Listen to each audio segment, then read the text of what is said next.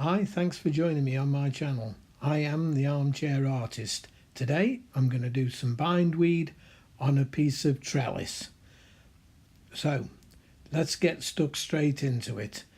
Of course, if you're going to do a plant on some trellis, the first thing you need to do is paint the trellis. And here we go, a couple of pieces of wood, background colour, and then use the grunge brush to give it some texture. The next thing I did was to make a couple of stamp brushes, one in the shape of a leaf and one in the shape of a bindweed flower.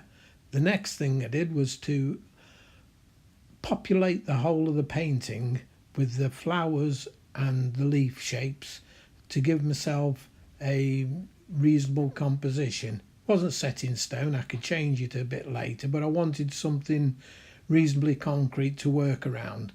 So I stamped the flowers and the leaves in places. Didn't worry about the tendrils at this stage. It'll be fun joining those up later. So here we go, the painting is now started. I've started in the left hand corner to try and avoid too much smudging.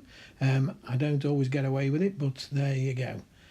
So the leaves are various sizes, and I go about them in a similar sort of fashion. Each one is painted with a base colour of green, background colour of green, and then there are two colours to go on top of that. One is a shadow and one is a highlight. And basically that's the same way I now attack all of my paintings. Don't worry too much about lights and shades and whatever. You only need three basic colours. You need the light, the normal colour, which is the background or the basic colour. Then you need a darker tone for the shadows and a lighter tone for the highlights.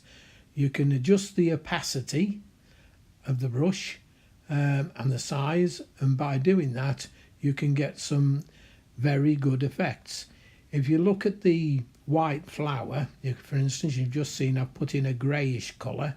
Well, that's the background colour that I use, and then on top of that I put a white for the highlight. There's no really need for much shade on a white plant really. So the important thing with the plant, as you can see, is to get some sort of shape going by using white on top of the grey and making the centre of the plant darker as it goes deeper inside, and that gives it that 3D effect. And the leaves are all done using the same method. The outline shape of the leaf, you'll see me adjusting it by using the rubber to rub out some of the green and give it a shape. The one thing you don't want to end up with is all your leaves exactly the same shape, otherwise it looks like you've just done a copy and pasting job. So the thing is to do the basic shape using the stamp brush, and then after you've filled it in, go round the leaf and reshape it so that it's got some character to it, so that it's not all the same. And that's basically the way I've attacked this all the way through, is by just doing the basic shape, putting in the base colour, deciding where the highlights would be, and deciding where the shadows would be, or the darker tones. And I usually put the darker tones in and then put the highlights in last. The fun bit then is to be putting in the tendrils and working out where you think they'd go and looping them round a few things and in and out, and by going in behind the trellis and round the trellis, and some of them go in front of leaves, some of them go behind leaves, this is what gives the picture its 3D content.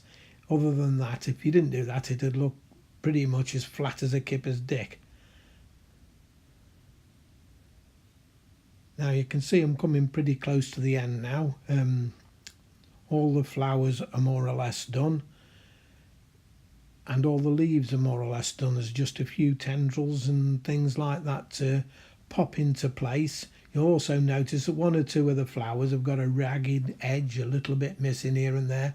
Like I say, they were all done originally with the same stamp brush, but altered just to make them look different. Anyhow, I hope you enjoyed this painting. If you did, please consider subscribing.